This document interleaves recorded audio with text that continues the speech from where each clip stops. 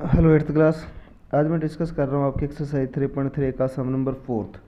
तो fourth question क्या है, देखो, draw a quadrilateral that not a parallelogram. तो देखो, आपने क्वाड्रिलेटरल ड्रा करना है जो पैरेललोग्राम नहीं होना चाहिए, ठीक है। What has exactly two opposite angle of equal measures. But उसके जो टू अपोजिट एंगल्स हैं ना वो इक्वल होने चाहिए। तो आपने यदि प्रॉपर्टी लर्न कर ली ना तो आपको पता लग ही गया होगा कि क्या आपने ड्रा करना है। तो देखो, इस कंडीशन में आपको देखो पैरेललोग्राम की प्रॉपर्टी तो पता ही है कि बोथ अपोजिट जो पेयर ऑफ एंगल्स है वो इक्वल होते हैं, अपोजिट साइड्स इक्वल होती हैं। बट एक ऐसा क्वाड्रिलेटरल भी है जिसमें एक पेयर तो अपोजिट एंगल का इक्वल है बट सेकंड नहीं है, ठीक है। तो वो है काइट। तो बस ओनली ड्रा करना और कुछ नहीं करना आपने, ठीक है। तो काइट ड्रा करके आपने छोड़ देना और लिख देना है। एक बार मैं आपको करके बता देता हूँ। ये आप स्केल से करोगे तो ढंग से हो जाएगा। जैसे ये काइट है तो आप इसे ए बी सी कुछ भी लिख सकते हो, आपके मन में जो भी है, ए बी सी डी, ठीक है। तो काइट में क्या होता है कि ये साइड है ना इसकी इक्वल होती है और ये जो साइड है वो इसकी इक्वल होती है, ठीक है। और ये जो एंगल है ये वाला वो इसके इक्वल आता है, बट ये जो एंगल्स हैं वो इक्वल नहीं होते, ठीक है। तो हम क्या लिखेंगे, देखो, इन क्वाड्रिलेटरल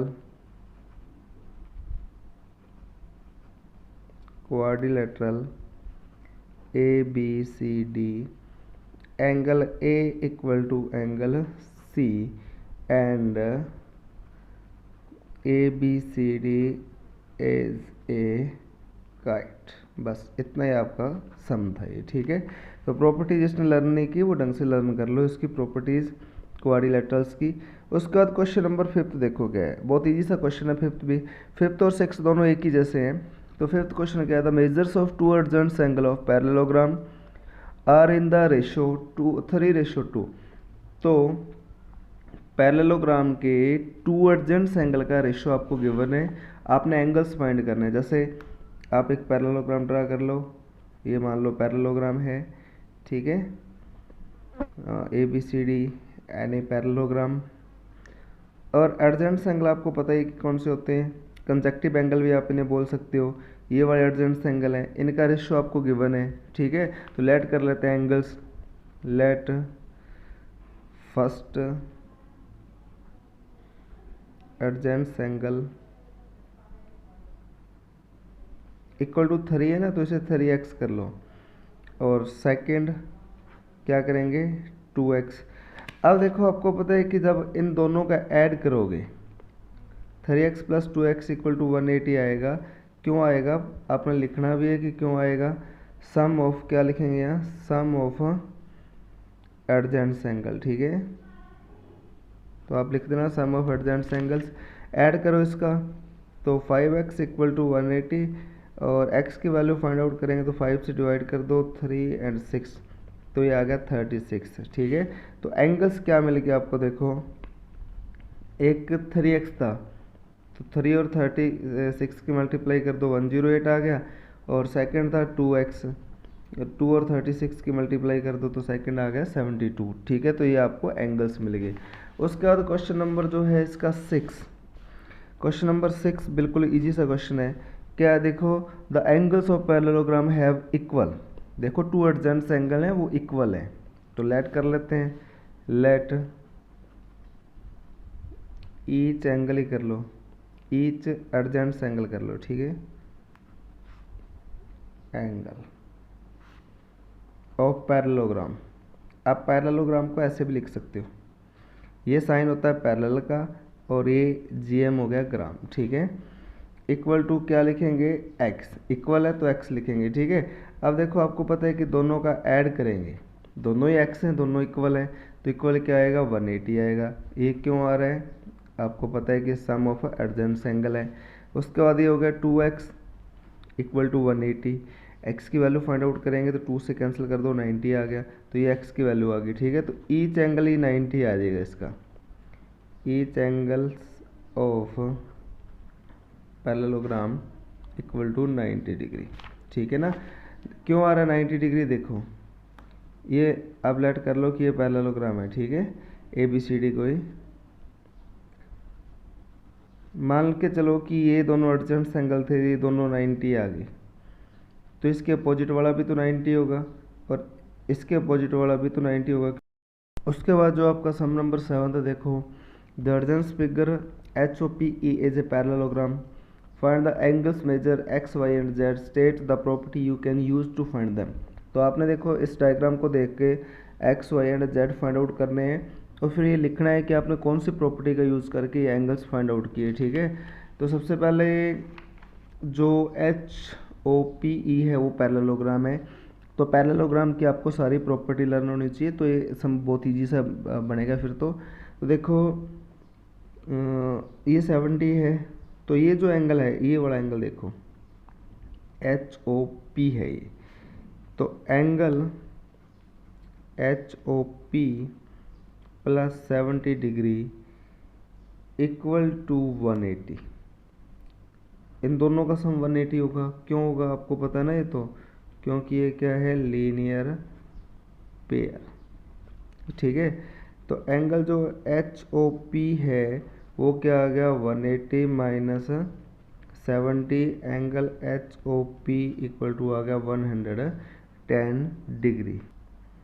उसके बाद देखो ये 110 आ गया ये वाला, ठीक है। तो ये और ये दोनों अपोजिट एंगल हैं तो ये भी इक्वल आएंगे, तो angle HOP equal to x, ये क्या है, अपोजिट एंगल है दोनों, ठीक है। तो यहाँ हम लिख देंगे opposite angles of parallelogram are equal, तो देयरफॉर जो x की वैल्यू है वो कितना आ गया, 110 डिग्री आ गया। उसके बाद y की वैल्यू फाइंड आउट करते हैं, तो ये y और 40 भी इक्वल आते हैं, एंगल y इक्वल टू 40 आएगा। क्यों आएगा, ये अल्टरनेट एंगल्स हैं, ठीक है, अल्टरनेट एंगल्स, अल्टरनेट एंगल मैंने आपको बताए थे। उसके बाद y 40 डिग्री आ गया। अब देखो ये 40 है, ये 110 है और ये z है, इन तीनों का जब हम ऐड करेंगे तो 180 आएगा, क्योंकि ये ट्राइंगल में एंगल्स बन रहे हैं ना। तो इन ट्राइंगल HOP क्या लिखेंगे आप, देखो in triangle HOP angle y z and 110, y plus z plus 110 equal to 180। ये किस प्रॉपर्टी से आया, एंगल सम प्रॉपर्टी से।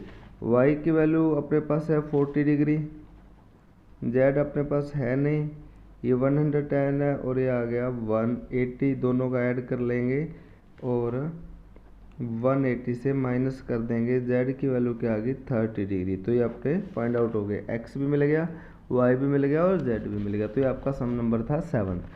उसके बाद जो क्वेश्चन नंबर है आपका 8th, तो 8th क्वेश्चन में क्या है, देखो the following figures guns and runs are the parallelogram, find x and y। तो ये दोनों ही पैरेललोग्राम है, आपने x और y की वैल्यू फाइंड आउट करनी है, ठीक है।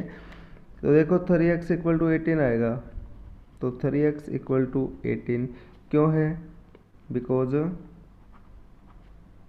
अपोजिट साइड्स ऑफ पैरेललोग्राम, ठीक है। x की वैल्यू फाइंड आउट करेंगे ना, तो 18 को किससे डिवाइड कर देंगे, 3 से, तो कितना आ गया 6। ये फर्स्ट पार्ट कर रहे हैं। उसके बाद देखो 3y माइनस 1 इक्वल टू 26 होगा, देखो 3y माइनस 1 इक्वल टू 26 आएगा।